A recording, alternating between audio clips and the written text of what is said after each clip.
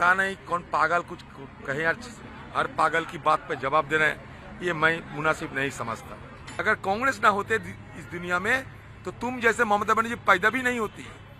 गोवा चुनाव में हुई हार के सवाल पर कांग्रेस नेता अधीर रंजन चौधरी भड़क गए हैं। उन्होंने इस हार के लिए टीएमसी प्रमुख ममता बनर्जी को जिम्मेदार बताया।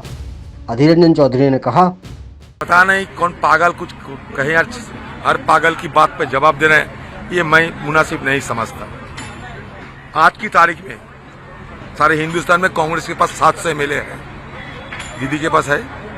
आज की तारीख में हिंदुस्तान में विपक्ष की जितने वोटें हैं उसमें 20% कांग्रेस पार्टी की जेब में है, उनके पास है।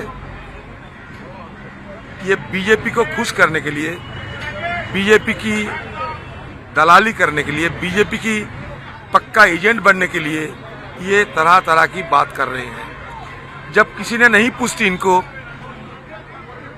नेशनल लेवल पे, तो अपने अहमियत को बचा के रखने के लिए तरह तरह की तर्क उठा देते हैं।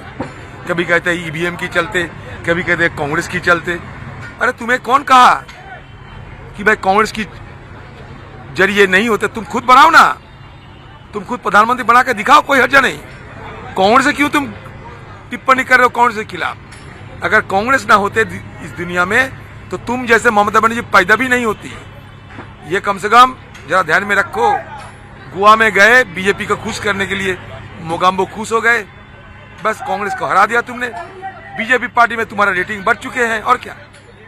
कौन नहीं जानते कि गोवा में जाके तुम कांग्रेस पार्टी की अंदर सेध लगा के कांग्रेस पार्टी को कमजोर किया, और इसके बदौलत बीजेपी पार्टी को मुनाफा मिली। कौन नहीं जानते?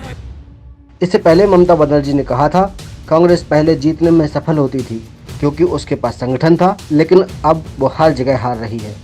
ऐसा नहीं लगता कि उन्हें जीतने में कोई दिलचस्पी है। देश के 5 राज्यों में विधानसभा चुनाव हुए। नतीजे आने के बाद सोमवार को कांग्रेस कार्य समिति की दिल्ली में बैठक होगी। बैठक में हार पर मंथन होगा, साथ ही पार्टी आगे की रणनीति तैयार करेगी।